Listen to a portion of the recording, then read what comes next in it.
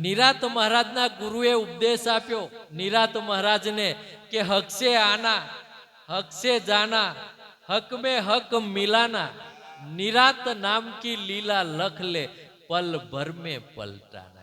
जो केवो उपदेश आप्यो કે તું હકવાદી બન તા આપણે કોઈ હકી જીવન જીવવું નથી અને જ્યાં સુધી તમે જીવનમાં હકી જીવન નહીં જીવો ત્યાં સુધી તમારી લીલા જીવનમાં ક્યારેય થવાની નથી। નિરાત મહારાજની થઈ કેમ થઈ તો હક સે જાના હક સે આના હક મેં હક મિલાના એવું એ પોતે જીવન જીવ્યા છે। ગુરુના વચનનું પાલન એમને કર્યું છે ત્યારે એમની લીલા થઈ છે। તારે આપણે બેઠા છે અને એમને બેસી શકાય એવું નથી। મૈસૂર મસ્તાના કહે છે કે ન મર ભૂખા ન કર રોજા પકડ દસ્તુર ફરિશ્તા કા। આ મૈસૂર મસ્તાના કહે છે કે ભાઈ તું ભૂખે ના મરીશ આપણે બધા ઉપવાસ કરીએ છે ને એવું તારે કરવાની જરૂર નથી। ન કર રોજા એ હોય તારે કશું કરવાની જરૂર નથી। પકડ દસ્તુર ફરિશ્તા કા જે તમારા ગુરુ મહારાજનું વચન હોય એને પકડવાની જરૂર છે તે કોમ આપણે કોઈ કરતું નથી। કહે મૈસૂર મસ્તાના હક મેને દિલ में पहचाना। જો આ હકને પહેચાનવાની જરૂર છે પણ તેને એનાથી આપણે બધા છેટા રહીએ છીએ। એક ઠાકોર હતા અને ઠાકોરના બધા કઈ નોકરો રાખ્યા છે તે કઈક જતા રહ્યા નહીં બધા હડતાલ કરતા એવી રીતે હડતાલ કરીને બધા ભેગા એકી હાથે જતા રહ્યા। એટલે જે ઠાકોરનો સેવક હશે એ સેવકને કીધું કે ભાઈ હવારે કોઈ હારો નોકર તું હોદી લાય બહાર જઈને તું હોદી લાય। એટલે સવાર થયું એટલે પેલો તો હોદવા નીકળ્યો અને એક નોકરને ખોરી લાવ્યો શોધી લાવ્યો એટલે ઠાકોર પાસે લઈ જાય છે। જય ઠાકોર બેઠા હતા તઈ કે ઠાકોર તમે જે કીધું તું એવો નોકર મેં હોદી લાવ્યો છે। ઠાકોર ખુરશી પર બેઠા હતા અને ઠાકોરે કીધું પેલા નોકરને કે કાચના ગ્લાસમાં પેને મોટલું ભરેલું છે પાણીનું તઈથી તું કાચના ગ્લાસમાં પાણી તું ભરી લાય। આવું નોકરને ફરમાન કર્યું એટલે નોકર તો જ્યો અને પેલું કાચનું ગ્લાસ પાણી ભરીને લઈ આવ્યો લાયો અને જેવો ઠાકોરને આપે છે એટલે ઠાકોર ખીજવાયો અને ગુસ્સે થઈને કીધું કે આ કાચનું ગ્લાસ તું પાણી ભરીને લાવ્યો છે તે ફેંકી દે। એટલે પેલો નોકર હતો ફેંકી દીધું। એટલે ઠાકોર બોલ્યા કે આ કાચનું ગ્લાસ છે પાણી ભરેલું એ તું કેમ ફેંક્યું? એટલે પેલો નોકર બોલ્યો ધીરે રે કે તમે કીધું એટલે એટલે ઠાકોરે તરત કહી દીધું કે આ નોકર આપણા કોમનો નથી કે આ નોકર છે તે આપણા કોમનો નથી। તું ભાઈ હવે કાલ પાછો બીજો હોદી લાય એટલે બીજા નોકરની શોધમાં જાય છે પેલો સેવક અને ફરી પાછો હોદી લાવે બીજે દાડે અને પાછો પેલા ઠાકોરની હોમે એને રજૂ કરે છે કે ભાઈ આ તમે કીધું તે હું નોકર ખોરી લાવ્યો। એટલે નોકર આવ્યો એટલે ઠાકોરે પાછું પેલી જ રીત અપનાવી કે જા ભાઈ પેલું પાણી તું કાચના ગ્લાસમાં ભરી લાય। પેલો કાચના ગ્લાસમાં પાણી ભરી લાવે છે। ઠાકોરે કીધું કે આ પાણી તું ઢોરી દે ફેંકી દે એટલે પેલાએ તરત જ કાચનો ગ્લાસ ભરેલું પાણી હતું તે ફેંકી દીધો। એટલે ઠાકોરે કીધું કે કેમ ફેંકી દીધો તે કે એ મારી ભૂલ થઈ જાય છે એ મારી ભૂલ થઈ જાય છે। કહેવાનો મતલબ એટલો જ છે કે માલિકનો દોષ પોતાના માથે લઈ લે એ ખરો નોકર છે। પોતાના દોષ જે છે ઠાકોરના દોષ જે લઈ લે માલિકના દોષ પોતાના માથે તે ખરો નોકર છે। જો ઠાકોરની રૂખ હાચવવા માટે જો નોકર આવું કરતો હોય તો આપણે તો સદગુરુને રૂખ હાચવવાની પ્રભુની રૂખ હાચવવાની તો અઘરું છે ને। આવી રૂખ હચવાય ને ત્યારે અંતરમાં રહેવાય છે, એમને એમ રહી શકાતું નથી. આગળ કૃષ્ણ પ્રભુ અર્જુનને કહે છે કે હૈયે હક વાળો હરદમ યાદ મૂચને આવે છે. કોણ યાદ આવે? જે હકી જીવન જીવે છે તે હક વાળો છે. હૈયે હક રાખીને જે ચાલે છે એ મને હરદમ યાદ આવે છે. એનો જે જીવનમાં વ્યવહાર કરે છે, એનો જીવનમાં એ રીતે વર્તે છે, એવો મને હરદમ યાદ આવે છે. કારણ બીજા કોઈ યાદ આવતા નથી.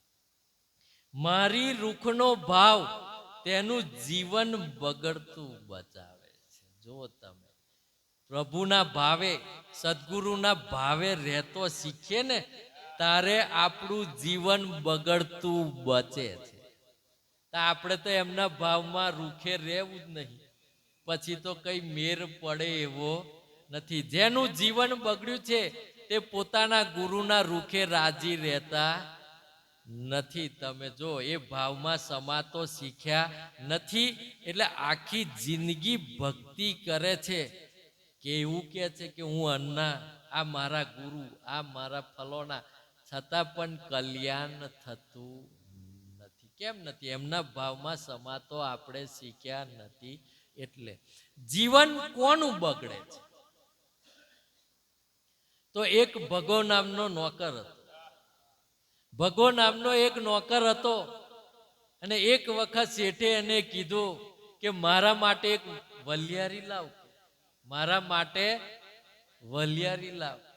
એટલે આ નોકર હતો, ભગો નોકર, તે ઉઠ્યો, તે આખો ડબ્બો ભરેલો, વલિયારી ભરેલી હશે ડબ્બો, એ જ લઈને આપી દીધું શેઠને કે લો આ વલિયારી. એટલે ઠાકોરે એને કીધું, શેઠે એને કીધું કે મેં તારી પાસે વલિયારી માગી છે, આખો ડબ્બો માગ્યો નથી. હવે જ્યારે હું ફરી મંગાવું તારે રકાબીમાં તારે આપ, રકાબીમાં તારે આપવું. આવી વાત શેઠે કરી. બીજે દાડે શેઠને કઈ બાર ગામ જવાનું થયું, એટલે બૂટ પહેરવા હારું મંગાયા. બૂટ પહેરવા માટે શેઠે મંગાયા, એટલે પેલો નોકર ઉઠ્યો ને તે રકાબીમાં પેલો જૂતિયો મૂકીને શેઠને આપ્યો કે લો આ જે છે તે ઉપર મૂકીને આપ્યો. જો આપણી બધી વાત પણ આવી છે કે એમને રૂખે રહેતો આપણને આવડતું નથી, એટલે આપણે જીવન બગાડીએ છીએ. આવો નોકર હોય તો હું પછી તગેડી મૂકે કે નહીં? આપણે હોય તગેડી મૂકે. તેમ આ તો ભગવાનની વાત આવી, સદગુરુની, સમર્થ સદગુરુની વાત છે. તઈ જેવું તેવું ચાલે એવું નથી. એક સંત હતા, અને સંતની જોડે એક ચેલો રહે, અને સંત છે તે પાછો એક ઘોડો હોય રાખે. એની પેલો ચેલો છે તે ચાકરી કરે, અને જય સંતને જવાનું થાય તો પાછળ પાછળ ચેલો હોય જાય. આવું બધું કરે. એક દાડો કઈક સંતને બહાર જવાનું થયું, એટલે સંત ઘોડા ઉપર સવાર થયા અને ચેલો પાછળ પાછળ ચાલે. સંતને થોડો વિચાર આવ્યો કે બહુ દાડાથી ઘોડાને જરા સવારી કરી નથી, જરા મસ્તી કરે છે, તો લાય જરા એને દોડાવું. એટલે એડી મારી કે ઘોડો તો રમફાટ દોડવા મળ્યો. આગળ જઈને સંત ઉભા રહ્યા, આગળ જઈને તા ચેલો પાછળ પાછળ આવતો હતો, અને સંત ઘોડો દોડાયો એટલે એમની સાલ હતી, ખભે સાલ હતી, તે નીચે પડી જઈ. આગળ જઈને સંતને એવો વિચાર આવ્યો કે ચેલો પાછળ છે ને તા લેતો આવશે. આપણે હોય એવું થાય,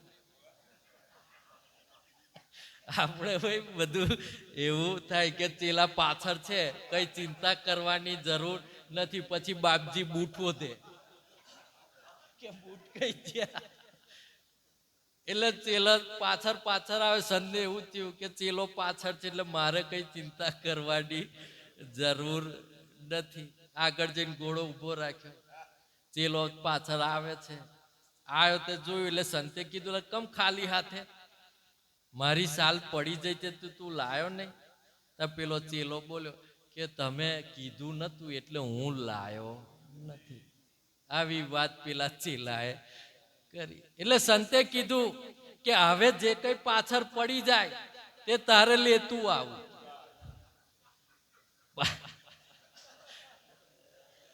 પાછળ જે પડી જાય તે તારે લેતું આવવાનું. આવું કઈક વાત કરી. પાછા સવાર આપણે સંત ઘોડા ઉપર સવાર થઈને ચાલવા મળે તે પાછળ પેલો ઘોડો ચાલે ને તે પેલી એની લાદ પડે. તે લાદ પડે તો ચેલો ખોરામ ભરતો આવે, પાછો આગળ જઈને ફરી લાદ પડે એટલે પાછો ચેલો ભરતો આવે. આવું બધું ચાલ્યું. આગળ જઈને ઘોડો પાછો ઉભો રાખ્યો. એટલે સંત ઉતર્યા એટલે પૂછ્યું, ચેલા આ હું લેતો આવ્યો છે? તમે નતું કીધું કે પાછળ જે પડે તે બધું લેતું આવવાનું? આવું પેલા ભાઈએ કીધું. એટલે તરત જ સંતે કીધું, ભાઈ મેં તને જે કીધું તે હું કીધું. કારણ કે સંતની રૂખ સાચવતો આપણે શીખવું પડે અને એમની રૂખ સાચવીએ તારે જ આપણું જીવન બગડતું અટકે છે. પણ એ અટકી શકતું નથી. કારણ કે ગુરુ જે છે, ગુરુની જે આપણા જીવનમાં હાજરી છે એ સૂરજ જેવી છે. આપણા જીવનમાં ગુરુની જે હાજરી છે એ સૂરજ જેવી છે. સૂરજ ગરમ થાય છે પણ ન હોય તો અંધારું થઈ જાય છે. ન હોય તો અંધારું થઈ જાય છે. તેમ આપણા જીવનની અંદર જો ગુરુ ન હોય તો અજ્ઞાનતાનું અંધારું ફેલાઈ જાય છે. જો એટલે કૃષ્ણ પ્રભુ અર્જુનને કહે છે કે આજ્ઞા મારી મનાય છે, વિવેકે વર્તાય છે. કેમ એવું કીધું? આ સંતનો આ ચેલાનો દાખલો લેવા જેવો આપણે છે. કારણ કે સંતે કીધું કે પાછળ જે પડે તે બધું લેતું આવું.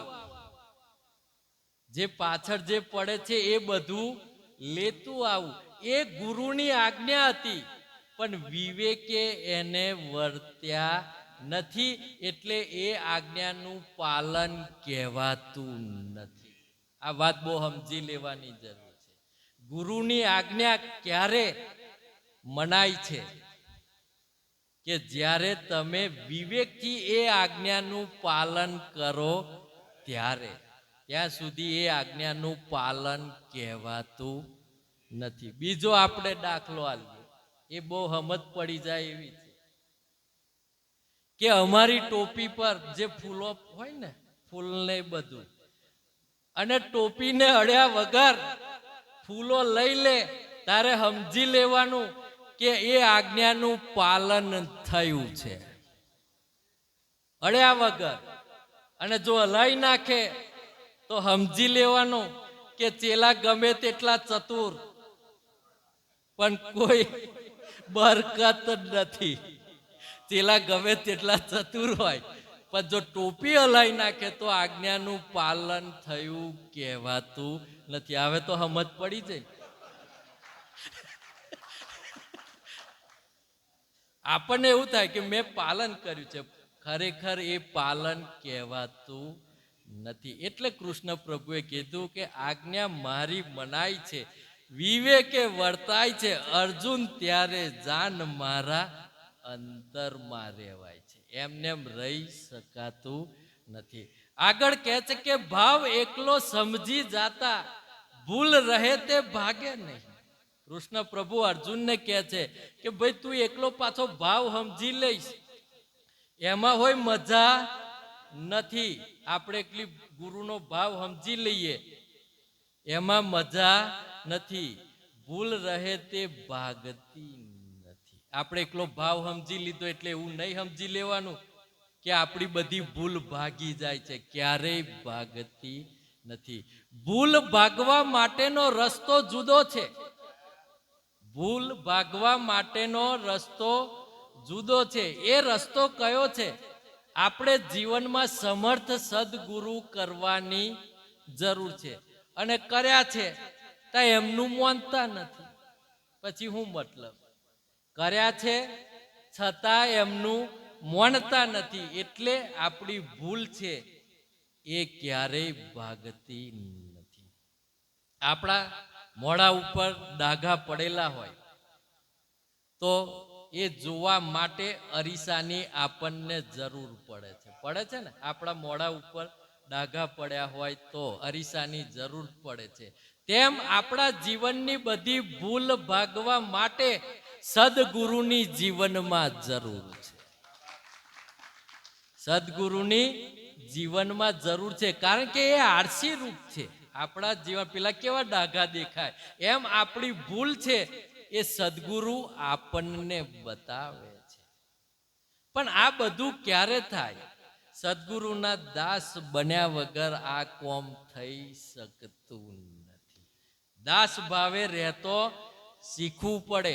અને એટલે જ હરજીવન દાસ મહારાજ તો કહે છે કે ભક્તિ કરે પણ ભાવ નહીં.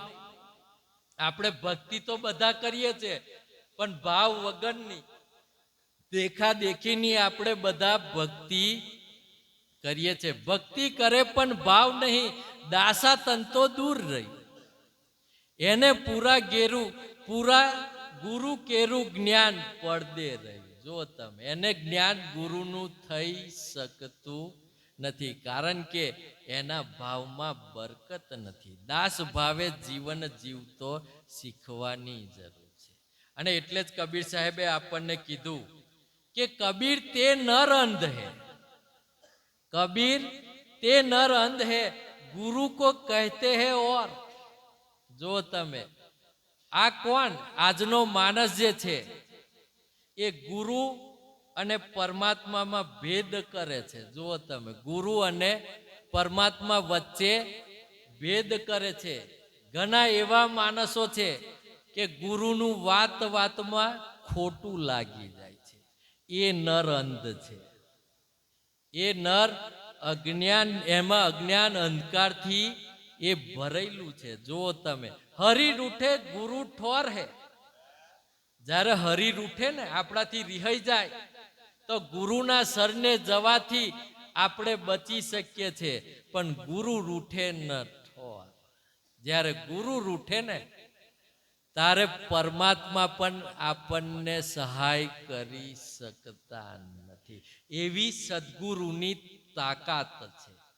પણ જ્યારે તમે દાસ ભાવે રહેતા શીખો, ત્યારે હક્કી જીવન જીવતા શીખો, ત્યારે એમની રૂખ સાચવતા શીખો, ત્યારે ત્યાં સુધી આ બધું મેર પડી શકતો નથી. કબીર સાહેબની જો આપણે વાત કરીએ તો એમના ગુરુ કોણ? તો રામાનંદજી. એ એમના ગુરુ હતા. અને રામાનંદજી જે ગુરુ હતા એ રોજ સવારે પરોળીએ ઉઠીને નદી કિનારે એ પોતે સ્નાન કરવા માટે જાય. આવો એમનો નિત્યક્રમ. એક દિવસ કબીર સાહેબ હતા, તે નદીનો જે ઓવારો હતો એના પગથિયે રાતે હુઈ ગયા. સવાર તો જે પરોળીએ ઉઠીને જે રામાનંદજી એમના ગુરુ હતા તે સ્નાન કરવા માટે પોતે આવે છે. અને ઓવારાના જે પગથિયા છે તે ધીરે ધીરે અંધારામાં એ પોતે ઉતરે છે. અને એ ઉતરતા એમનો જે પગ છે એ કબીર સાહેબ ઉપર પડે છે. અને જ્યારે કબીર સાહેબ ઉપર એ પગ પડે છે એટલે તરત જ એ બોલી ઉઠે છે, રામ રામ રામ. અને બોલ્યા કે ભાઈ કોણ છે તું? ત્યારે કહે છે કે હું કબીર. તો શા માટે તું અહીંયા સૂઈ ગયો છે? ત્યારે કબીર સાહેબ કહે છે કે તમારો ઉપદેશ મેળવવા માટે હું અહીંયા સૂઈ ગયો છે. આવી વાત કબીર સાહેબે કરી. ત્યારે રામાનંદજી કહે છે કે તને ઉપદેશ મળ્યો? ત્યારે કબીર સાહેબે કહે છે કે તમારા મુખેથી જે શબ્દો સરી પડ્યા છે એના સિવાય આ જગતમાં બીજું છે? એમ કબીર સાહેબે કીધું. તારે તરત રામાનંદજી બોલ્યા કે એ સિવાય બીજું કશું નથી. જો તમે ઉપદેશ કેવી રીતે, કેવું આત્મ જ્ઞાન થયું કે આજે એમની સાખ્યો આજે ગવાય છે. એમને નથી ભાઈ, આ ગુરુનો ભાવ કેળવતો આપણે જીવનમાં શીખવાની જરૂર છે. આપણા હરજીવન દાસ મહારાજનો દાખલો લઈએ. હરજીવન દાસ મહારાજની જો વાત કરીએ તો નથુદાસ મહારાજ એમના ગુરુ, પણ હરજીવન દાસ જ્યારે એમના ઘરે જાય ત્યારે ગોમને ગમે નહીં. એ વાત ગોમને ગમે નહીં. એટલે હરજીવન દાસના જે માતા પિતા હતા એમને ગોમ એવું કે આ તારો છોકરો ભગત બની જશે, ભગતડો એવું કંઈક કહેતા હતા કે ભગતડો બની જશે તો તમારું શું થશે, એના કરતો તું એને પાછો વાર. એટલે આ વાત લઈને હરજીવન દાસના મા બાપ તે નથુદાસ મહારાજ પાસે જાય છે અને આ બધી વાતો નથુદાસ મહારાજને કરે છે કે ભાઈ હવેથી તમે અહીં બોલાવતા નહીં. જ્યારે રાત્રે હરજીવન દાસ મહારાજ નથુદાસ મહારાજને મળવા આવે છે ત્યારે નથુદાસ મહારાજ પેલી બધી વાત જે થયેલી છે એ હરજીવન દાસ મહારાજને કહે છે અને એમને ઘરની બહાર મોકલી દે છે. એમને ઘરની બહાર મોકલી દે છે. ત્યારે હરજીવન દાસ મહારાજ જતા નહીં રહ્યા ઘેર, પણ એમના જ ઘરની બહાર જે ઓટલો હતો તઈ એ પોતે બેસી રહ્યા. જ્યારે રાત્રે લઘુ શંકાએ જવા નથુદાસ મહારાજ નીકળ્યા તારે એમને જોયું અંધારામ. એટલે તરત બોલ્યા, ભાઈ કોણ? કે હું હરજી. એમ કે કેમ હજુ અહીં બેઠો છે? ત્યારે હરજીવન દાસ મહારાજ કહે છે કે તમારા ઘરમાંથી ભલે મને બહાર કાઢ્યો પણ આ ઓટલો તો તમારો જ છે, આ ઓટલો તો તમારો જ છે. આ વાત કરી કે તરત જ નથુદાસ મહારાજ હરજીવન દાસને પોતાના છાતીએ ચોપ બાજી પડે છે, જો તમે. અને તઈ પેલું આત્મ જ્ઞાન થાય છે. જો તમે બધી ભૂલ તઈ ભાગી જાય, કારણ કે તારા હૃદયમાં જે રમી રહ્યું છે એ જ સત્ય છે. આ વાત કરી અને તારે એમને આત્મ જ્ઞાન થઈ ગયું અને આજે એમને હરજીવન દાસ કાવ્ય લખ્યું છે. જો તમે 500 થી ઉપર પાન છે હરજીવન દાસ કાવ્યનું અને એમને લખ્યું છે. એ કેવું બળ છે! એ ક્યારેય ભૂલ ભાગે, એમને ભાગે એવી નથી ભાઈ. એમના ભાવે રહેતો શીખીએ તારે. આપણી તો આખી જિંદગી નીકળી જાય તોય મેર પડતો નથી. ભૂલ ન જાણે પણ ભૂલ ન ભાગતા ભક્તિનો રંગ લાગે નહીં. જો તમે ભૂલ ન જોવાને એટલે ભૂલ આપણી ન જોણવી અને ભૂલ ન ભાગવી, એના લીધે આપણને ભક્તિનો રંગ છે એ ક્યારેય જીવનમાં લાગતો નથી. સ્વાર્થ સમૂરો જાય છે, સત્યના ચૂકાય છે, ત્યારે જાન મારા અંતરમાં રહેવાય છે. આ ભૂલ એમના વગર ભાગતી નથી. અને તેમાં આપણે શું કરવાની જરૂર છે? તો આ સંતો કહે છે કે સ્વાર્થ આપણે જીવનમાંથી મનમાંથી કાઢી મૂકવાની જરૂર છે. અને સત્યના ચૂકાય ત્યારે જાનું મારા અંતરમાં રહેવાય છે. એટલે આગળ કૃષ્ણ પ્રભુ અર્જુનને શું કહે છે તે આપણે જોઈએ. સદગુરુ દેવ